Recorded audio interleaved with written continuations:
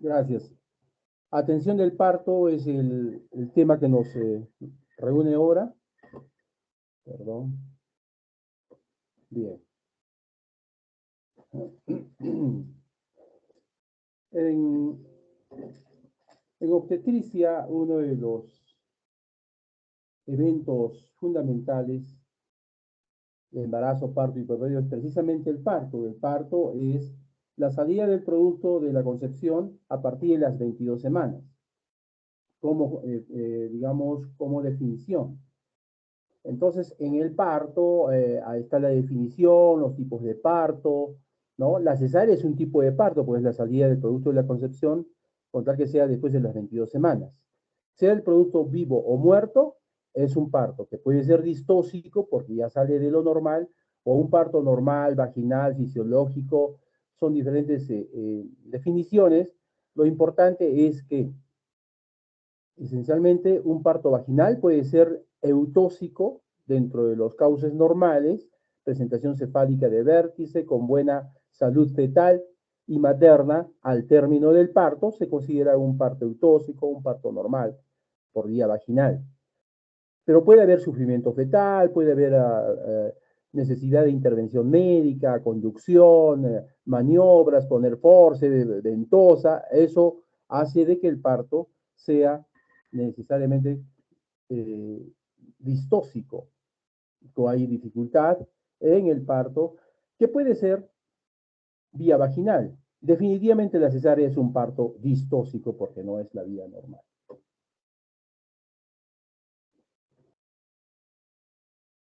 Perdón un ratito.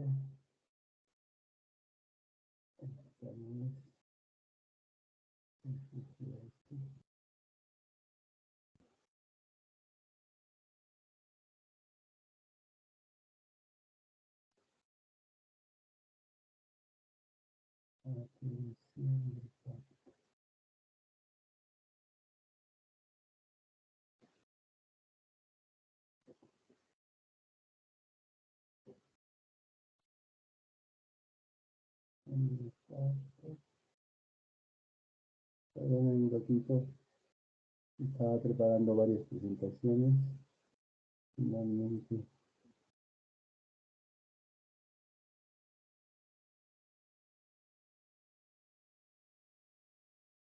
mm,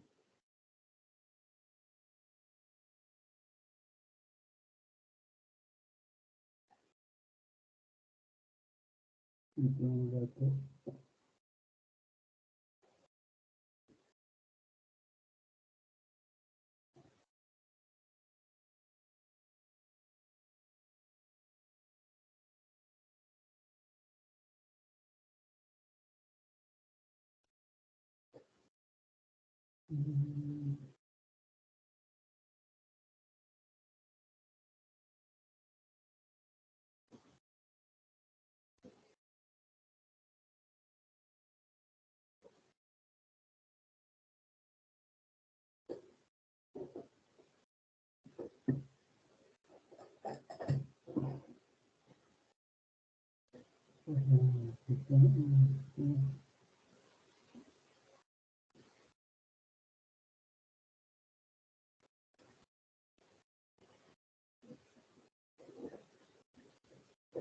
Bien,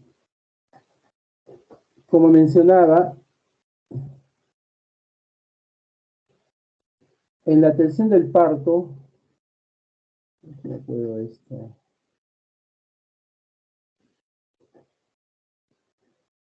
Tenemos que entender los conceptos de parto vaginal, parto por cesárea, parto distóxico, parto instrumentado, parto eutóxico.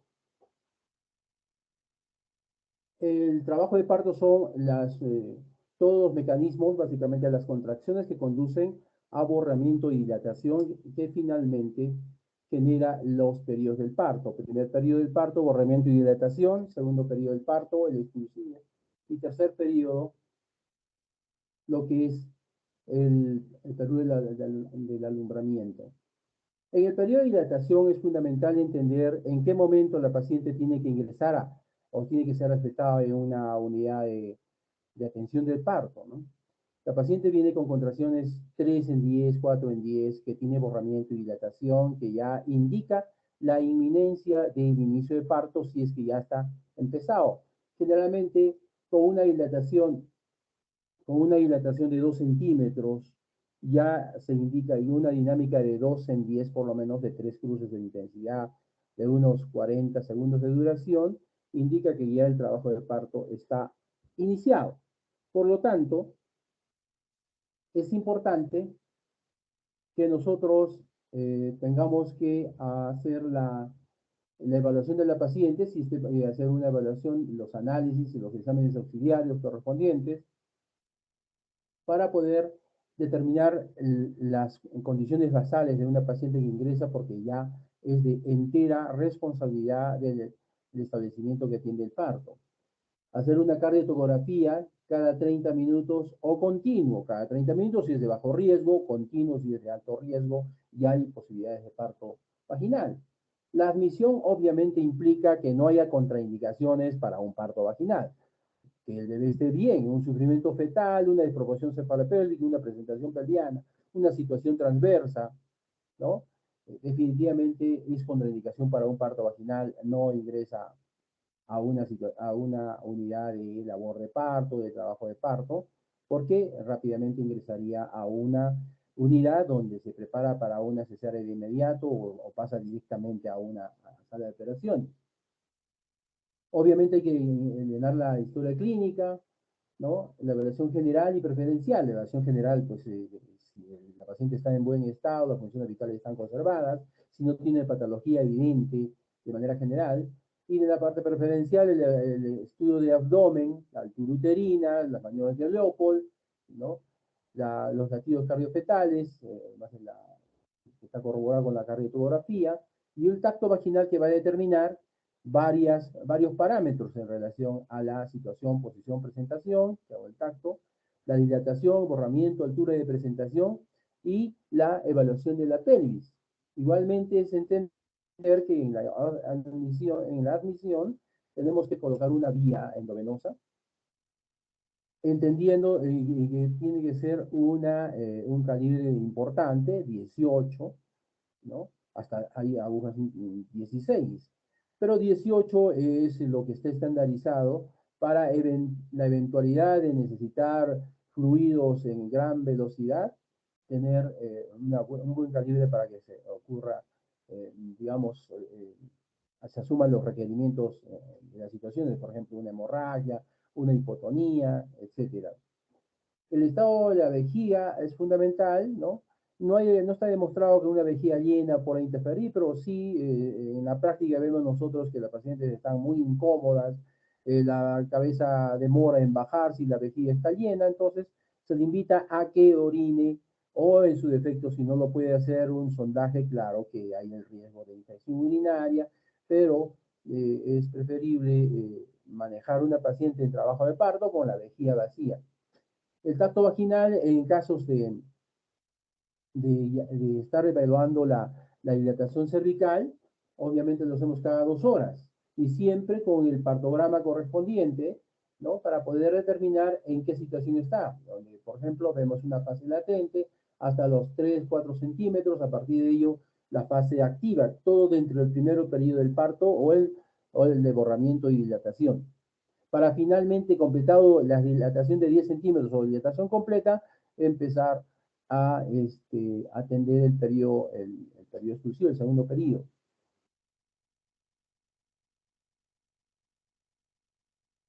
El segundo periodo, una vez que la paciente ha sido controlada, no había necesidad de mayor intervención, es eh, tener que llegar a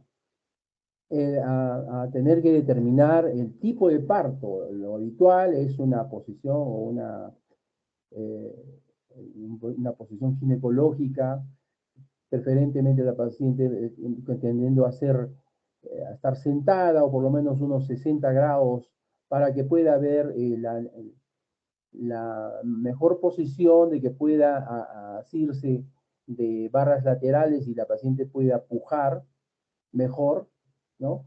Entonces estamos ahí evaluando vigilando el descenso, la rotación interna, dependiendo de la variedad de posición que ha ingresado la paciente, si es una variedad de occipital ilíaca izquierda o derecha anterior, una occipital ilíaca transversa, probablemente demore más, y si es un occipito posterior, entendamos, si no hay otra contraindicación, puede ser suficiente motivo para que haya una demora en la rotación interna, en consecuencia, mayor demora en el periodo expulsivo. Y finalmente, si ya sale el bebé, es entender que la protección, la salida, primero la coronación, es decir, la inminencia de la salida del parto nos obliga a decidir si hacemos episiotomía o no. Es entonces la habilidad del que atiende el expulsivo, esto no es el parto, es parte del parto, el atender la salida de la cabeza en una presentación cefálica, donde la tendencia es a no hacer episiotomía, tratar de proteger el periné, ¿no? Proteger el periné para que no se genere desgarros. A lo sumo pudiéramos aceptar o tolerar un desgarro pues, perineal de primer grado, unas laceraciones mínimas, ¿no? O eventualmente hacer una episiotomía que nos ayude a prevenir desgarros tan grandes y tan graves como que llegue hasta la mucosa anal. Por lo tanto, es fundamental, una vez que sale el bebé, hay que esperar que espontáneamente haga la rotación externa, que es parte del mecanismo del parto, que ustedes han visto ya en clase anterior, y esa rotación externa, es decir, la rotación del occipucio del producto hacia el lado de la posición.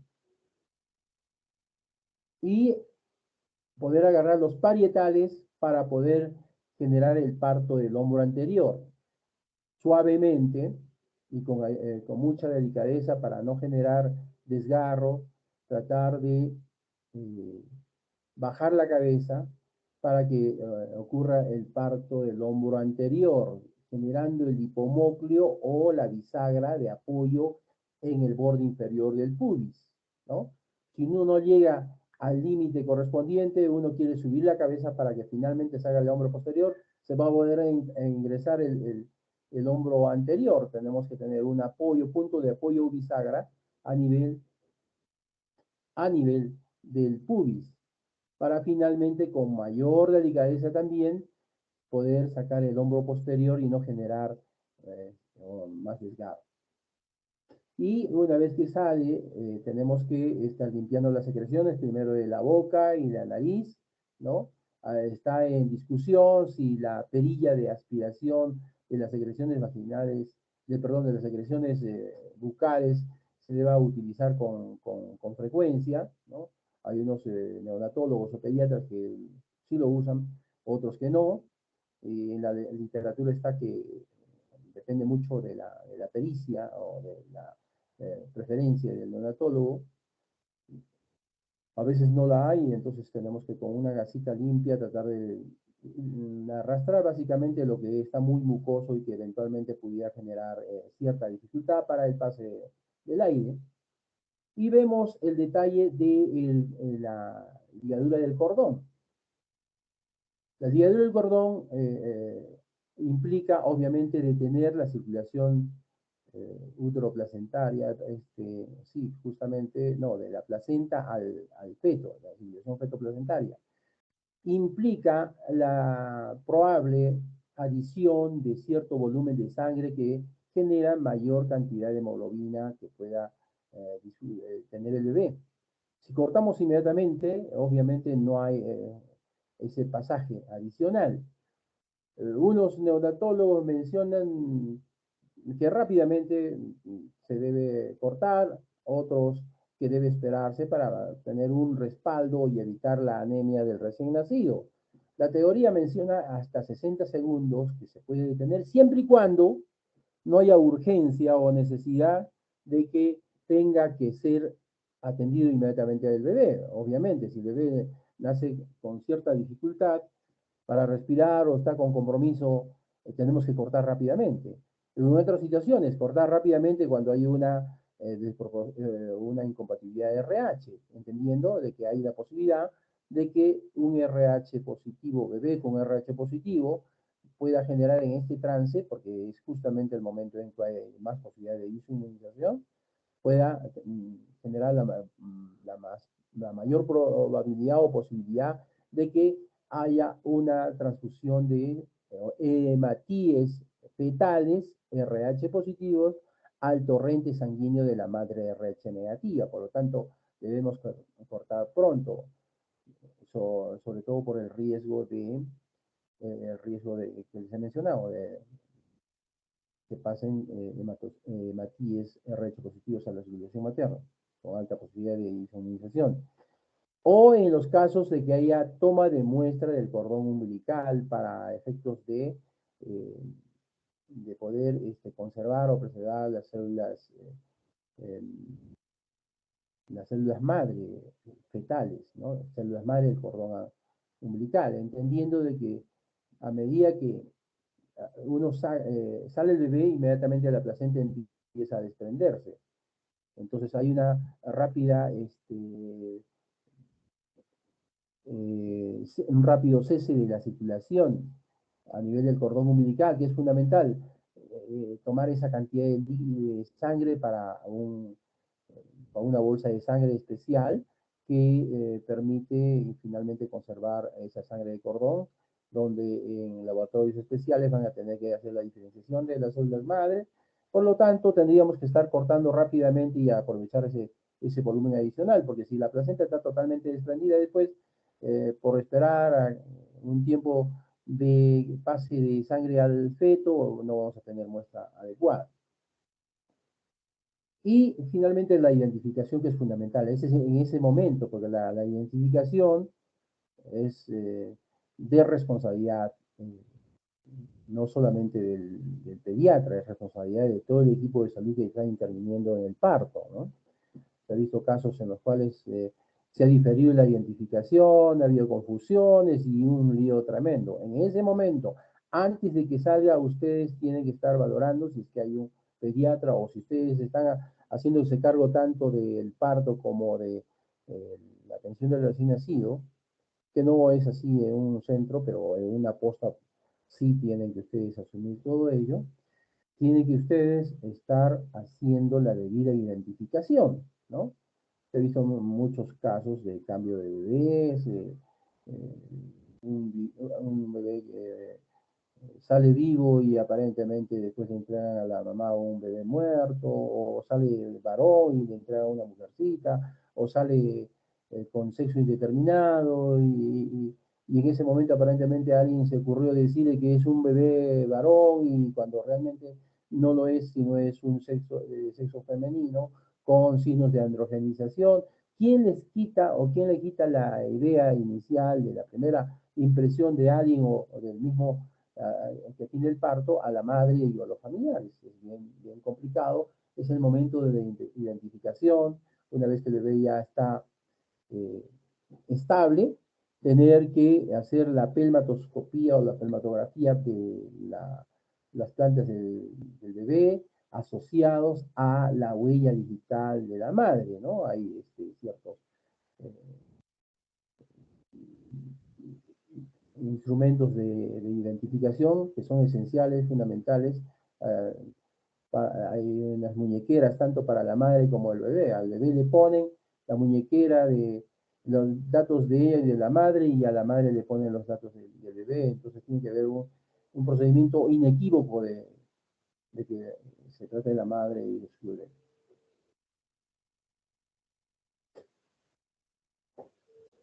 Bien, eventualmente hay ciertas circunstancias que pueden generar problemas en el expulsivo. Por ejemplo, fetos cuya variedad de posición es posterior. La occipito posterior persistente, ya sea derecha o izquierda, puede generar situaciones de distosia, si es que no hay, primero que todo, la identificación o el diagnóstico de que se trata de una posterior, por eso que está demorando el periodo expulsivo. el solo hecho de decir que está retrasándose sin tener ese diagnóstico, uno puede suponer muchos otros diagnósticos y estar precipitando la decisión de una cesárea. Pero si el bebé está en buenas condiciones, la pelvis es buena, no hay doble circular de cordón y uno hace el examen tanto al tacto vaginal de una occipito posterior y uno este, reafirma con un diagnóstico ecográfico donde se pone el ecógrafo, el transductor y se ve que las órbitas fetales están hacia adelante, es un signo o un diagnóstico inequívoco de una presentación occipital posterior que genera la tolerancia en el tiempo para que pueda demorarse un poco más el periodo expulsivo. Las situaciones transversas, o sea, obviamente que no, definitivamente son para cesárea, ¿no?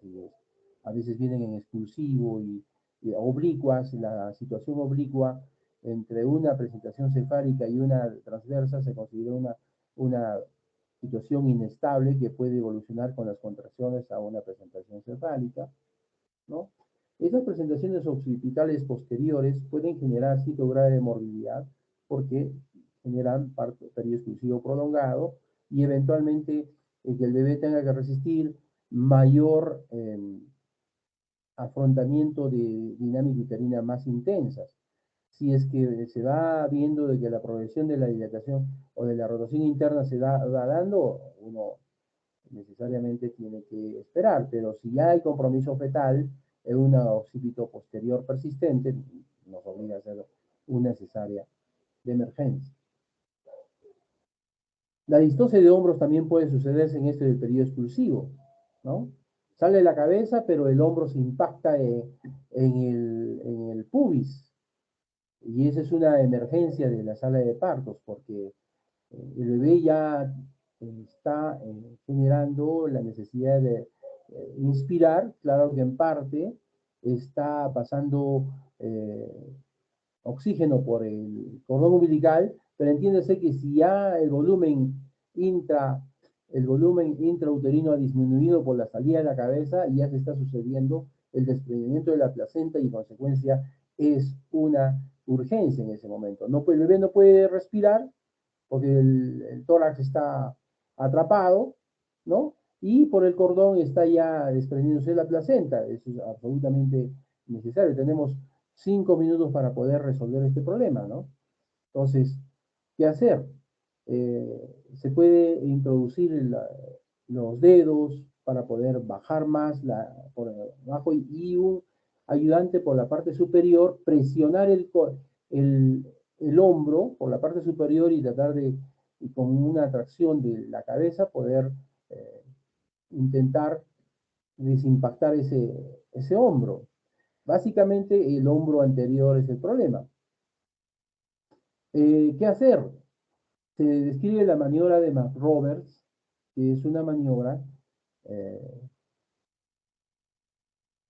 que necesita dos asistentes. Cada pierna o cada muslo tener que hiperflexionarlo hacia el abdomen de la madre, o sea, llevarlo hacia la cabeza de la madre, ambas, al determinar una superflexión de ambas caderas, va a generar que la orientación del pubis se haga horizontal y con la presión adicional suprapúbicamente, finalmente desimpactar ese hombro. Hay situaciones tan extremas, ¿no? Tan extremas como tener que fracturar la clavícula, y a veces es posible fracturar la clavícula con una presión importante a ella para que se reduzca el diámetro del hombro para poder finalmente desimpactarlo. Es una situación que generalmente cuando tenemos en el hospital, de frente vamos a la maniobra de McRoberts, alguien que presione en la parte superior y tener que jalar un poco más de lo normal el hombro anterior. Eventualmente tenemos lesiones o secuelas como elongación del plexo braquial, pero antes de que haya pues un óbito o un sufrimiento importante, hay tenemos que explicar a la madre la situación correspondiente, y felizmente que si bien demora un poco en el tiempo, la mayoría de veces se recuperan de esa elongación del plexo braquial. Se recomienda hacer simulacros de distosia de hombro, es decir, siempre estar con pacientes que aparentemente tienen cierta dificultad, estar en partos que se sabe que van a salir, pero estar practicando esa distosia de hombros para que cuando realmente ocurra, uno ya sepa cómo hacer la secuencia de maniobras para que salga el hombro anterior. Situaciones especiales de tensión del parto, tenemos el parto en el agua, el parto vertical, el parto en la casa, etcétera, ¿no? Que eventualmente hay pacientes que tienen mutilación genital, sobre todo pacientes que provienen del Asia Menor, del África, del Medio Oriente, tienen esta situación de la mutilación genital que a veces por la cicatrización tenemos que hacer cortes para que se amplíe la salida del parto, todo ello involucra un estudio importante de las costumbres de los lugares donde provienen los pacientes. Esto generalmente se ve en Estados Unidos más que en nuestro medio, ¿no? Pero en nuestro medio está la atención del parto en casa, que es bastante importante y genera problemas a la hora de las complicaciones, porque los pacientes generalmente no quieren ir al hospital a ser atendidos por diversas razones, básicamente de índole cultural, y tienen más problemas en el momento de la atención del parto, y eso tenemos que tratar en lo posible de corregir, ¿no? Porque eso contribuye a las altas tasas de mortalidad materna y perinatal cuando se da en casa. El nacimiento en el agua es una situación que no lo recomienda ningún colegio de obstetras, lo recomienda por los problemas que hay. Las madres que se someten a ello entienden de que disminuyen los dolores del parto, ¿no? Y eventualmente es posible ello, pero generalmente con la salida de las heces eventual y muchas otras razones, ¿no? De índole higiénico, más se expone al bebé a complicaciones, que puede aspirar ese líquido contaminado, por lo tanto no se recomienda. Y en los casos de fetos anómalos, como es, por ejemplo, bebés malformados, que tienen hidrocefalia, que tienen un abdomen bastante balonado, eventualmente podría intentarse la centesis, una cefalocentesis, eh, una centesis abdominal para poder eventualmente generar la salida. Si bien esto pareciera de alta complejidad, no lo es tanto, simplemente hay que tener el material, la aguja larga para poder hacer ello. En el tercer periodo del parto, entender que el parto de la placenta se da de dos formas, ¿no? Ustedes ya lo van a ver en otras clases, ¿no? La variedad Bodelock-Schultz, donde no hay sangrado, todo el hematoma retroplacentario se da después que sale de la placenta, o la variedad Duncan, Bodelock-Duncan, que ya se evidencia que hay salida de la sangre antes que salga la placenta, indicativo de que en caso del Schultz, la placenta tiene mayor porcentaje de inserción al fondo, ¿no? Y que en la modalidad Bodelock-Duncan, básicamente hay un porcentaje, las placentas están anteriores o posteriores, pero de inserción baja, de tal manera que se nota prontamente el sangrado. Obviamente es deseable que haya el Bodelock-Schultz, que genera aparentemente menos sangrado, pero todo en relación a que debe implantarse, así la paciente sea de bajo riesgo para una hemorragia postparto, el alumbramiento dirigido. El alumbramiento dirigido. Apenas sale el bebé, inmediatamente altas dosis de oxitocina. Podemos poner, generalmente cuando conducimos a una paciente para que tenga más poder o más fuerza el pujo, ponemos 10 unidades de oxitocina porque no podemos poner más, sino generamos detención de la circulación uteroplacentaria. Entonces, ponemos altas dosis de oxitocina, 20, 30 unidades aumentamos, total, todo ello facilita el desprendimiento de la placenta, el descenso, ¿no? O si no, una cuestión más fácil es que apenas salió el bebé, le ponemos una ampolla de 10 unidades internacionales de oxitocina de manera intramuscular. Y si la paciente no tiene hipertensión, no ha entrado, no ha ingresado por hipertensión, no tiene para nada el diagnóstico presunto, sospechoso de hipertensión o trastorno hipertensivo del embarazo, utilizar ergometrina, porque definitivamente le va a subir la presión. Y si la paciente es susceptible por un trastorno hipertensivo del embarazo, va a generar una hipertensión maligna. Entonces, la ergometrina damos cuando ya evidenciamos que haya un desprendimiento de la placenta. ¿Y cómo nos damos cuenta que la placenta ya se desprendió mayormente y que no se va a quedar enclaustrada, no se va a quedar retenida por el influjo de oxitóxicos que podríamos estar dando prematuramente por la maniobra de Brandal-Andrews?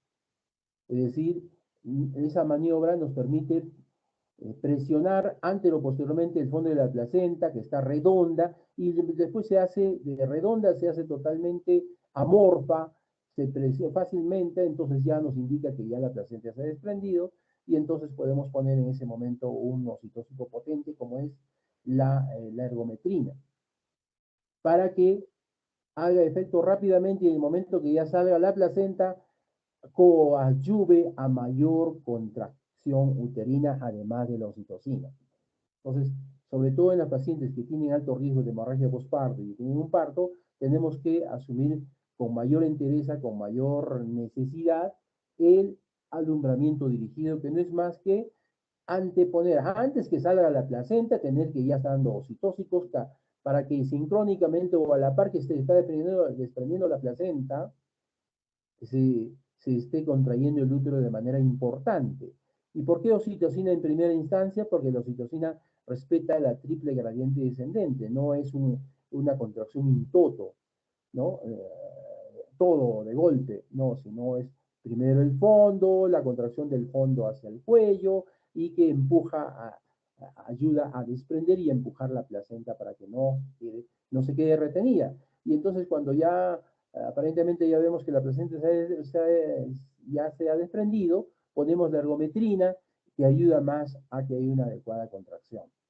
Sale la placenta y estamos haciendo el masaje bimanual, revisión de la placenta, masaje bimanual, ¿no? Verificando que efectivamente los oxitóxicos que hemos puesto estén haciendo efecto, ¿no? Viendo la naturaleza del sangrado, que generalmente si se lleva más o menos sincrónicamente, como se ha mencionado, es casi nada y está bien contraído. El globo de seguridad de Pinar está bien establecido.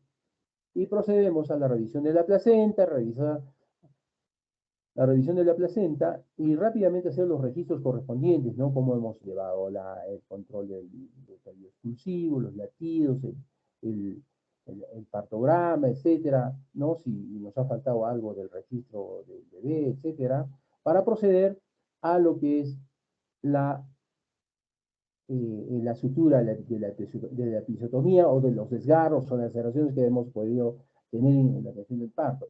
Como ustedes saben, el cuidado inmediato después del parto genera dos horas, en las cuales tenemos que esencialmente vigilar que no haya sangrado. Sangrado porque esa es la principal causa de morbimortalidad materna directa, ¿no? Es la hemorragia postparto. Entonces, la episiotomía, como ustedes verán, hay episiotomía medio lateral, lateral, que tiene la finalidad de ampliar la salida, el orificio de salida, en el caso de preservar, eh, digamos, que no haya trauma obstétrico. Pero la tendencia, como les he mencionado, es a no hacerlo. Tratar de proteger, estirar lo más que se puede el periné y que permita a lo sumo un desgarro de primer grado, ¿no? Pero esos desgarros pueden ser tan graves que llega hasta la mucosa anal. Por eso tiene que haber cierta, eh, digamos, no ser rígidos o estrictos respecto a hacer o no hacer la episiotomía. La tendencia es a tratar de no hacer, pero si hay inminencia de que va a venir una cabeza grande y los tejidos son tan rígidos que sabemos que de todas maneras se va a desgarrar, mejor es hacer una episiotomía, ¿no? Que nos previene un desgarro que se puede ir hasta el recto. Es cuestión de sentido común en ese momento, poco de experiencia ¿no? Hacer o no hacer. Pero la tendencia marcada en protocolos de tratar de no hacer la episiotomía ha reducido tremendamente la episiotomía, el vaginismo, el dolor pélvico de ese nivel, además de problemas de sangrado, de infecciones, porque es una cicatriz, una herida en una zona muy complicada de rápida cicatrización.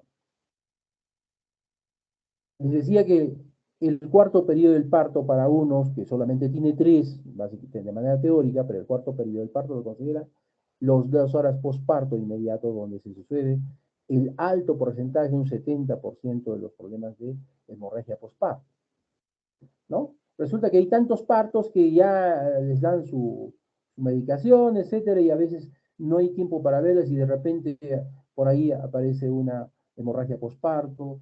Entonces se tiene que estar vigilando constantemente. En la sala de partos tiene que haber una cama de recuperación, que el mismo personal de la sala de partos está revisando constantemente las primeras 2 horas y protocolo indica que después de 2 horas de permanencia en la sala de partos o contigo a la sala de partos, recién puede pasar a la hospitalización, donde se ha revisado, donde se ha evitado que ocurra la pérdida sanguínea correspondiente. Por lo tanto, tenemos que tener siempre presente estos cuadros que tienen que ver con el compromiso general, la sinología, la semiología que da cuando hay pérdida de sangre importante, ¿no?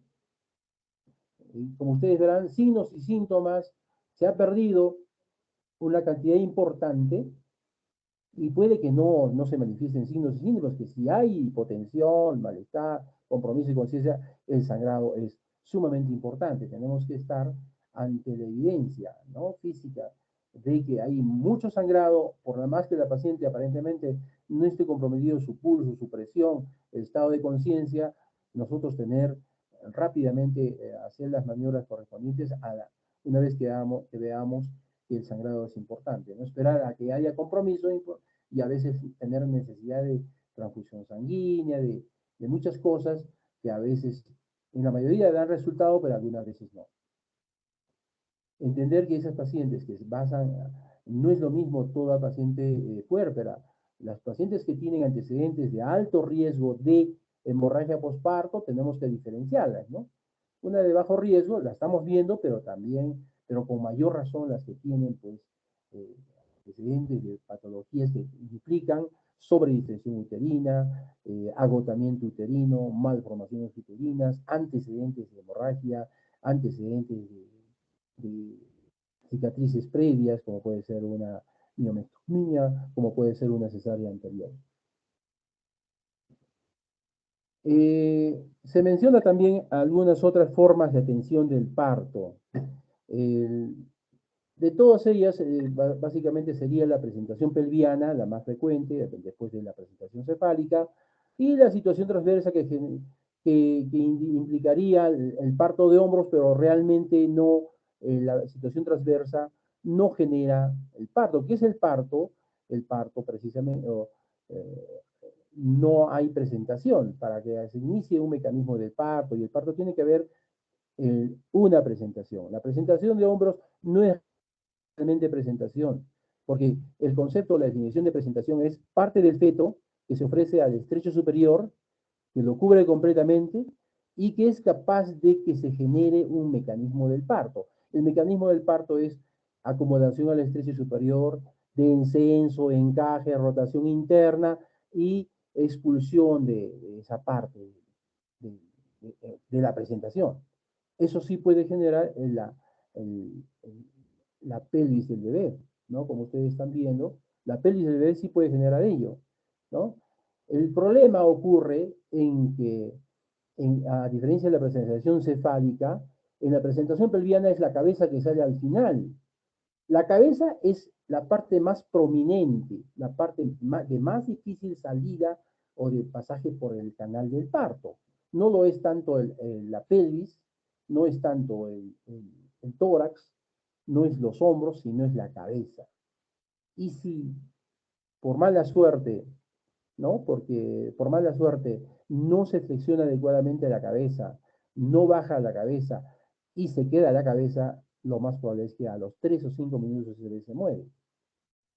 Tener que hacer una cesárea de superurgencia, la mayoría de veces ha generado bebés en malas condiciones si es que no se han muerto. Por lo tanto, ante esta evidencia, circunstancia y las estadísticas que demuestran que por más que haya condiciones adecuadas para un parto vaginal, estos salen con Apgar bajo, por más multípara y buena pelvis y bien acomodado que esté el bebé, siempre nacen con Apgar bajo, por lo tanto se recomienda la cesárea.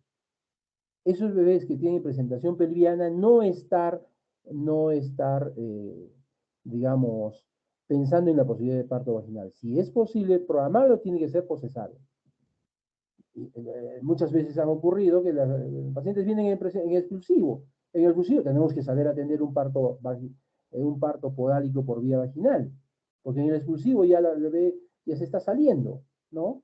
Entonces tener que entender que el mecanismo del parto en una presentación pelviana, a diferencia de la presentación cefálica, tiene tres partes, ¿no? El parto de la cadera o de la pelvis, el parto del hombro y el parto de la cabeza, que es lo más difícil. Cada uno de ellos tiene su descenso y encaje, su rotación interna y su expulsión de la cadera, del hombro y de la cabeza. Y que si sale el cuerpo, no hacer nada, no traccionar nada hasta que aparezcan los omóplatos. Apareciendo los omóplatos nos dice que la cabeza ya está rotando internamente, ya está haciendo su rotación interna, y es ahí donde necesita de todas maneras la ayuda, porque entenderán ustedes que la cabeza eh, es, decía, la parte más prominente, la que va realmente a ver si cabe o no cabe, si hay compatibilidad con la pelvis, y en su trance de pasaje por el canal del parto, está comprimiendo permanentemente el cordón umbilical, ya que el cordón está pues del ombligo hacia la placenta que está al fondo, ¿no? Es por eso que es fundamental. Si es que eso no si esa salida de la cabeza demora 3, 4, 5 minutos, ese bebé ya se muere, porque no se puede resistir tanto tiempo de interrupción de la circulación funicular.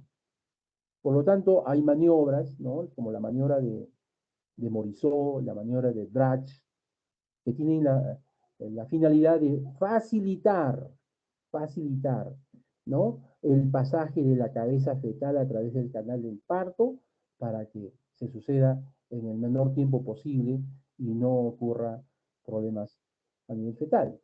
Esta circunstancia no se puede prevenir en la primigesta. Eventualmente, si es multípara la paciente, es un bebé normal, en una buena pelvis, indicativo de que ha tenido un parto vaginal anterior de un bebé de buen tamaño, tanto o más grande que el actual, y está en exclusivo, no queda otra, pero si es una primigesta, por más que esté en exclusivo, lo que nos queda es detener, ¿no? Detener el avance del cuerpecito y rápidamente ir a sala de operaciones, ¿no? Y ir a sala de operaciones. Ahora, si no hay sala de operaciones de manera inmediata, lamentablemente vamos a tener que hacer lo que se puede en ese momento y desgraciadamente muchas veces hay retención de cabeza última con muerte del bebé. Entonces el bebito colgando muertito, esperando dos cosas.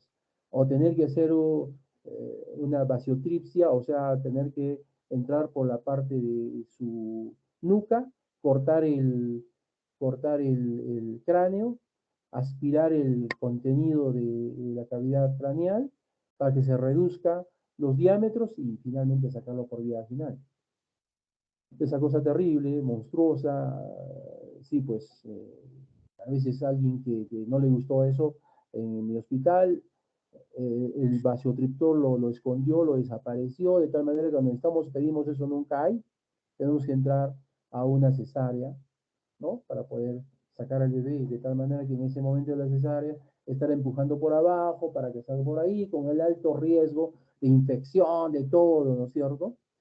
Pero lamentablemente a veces tenemos que hacer ello cuando hay retención de cabello, sobre todo en primigestas donde que lamentablemente vienen con un pelvis estrecho, un bebé grande o normal y la cabeza se queda.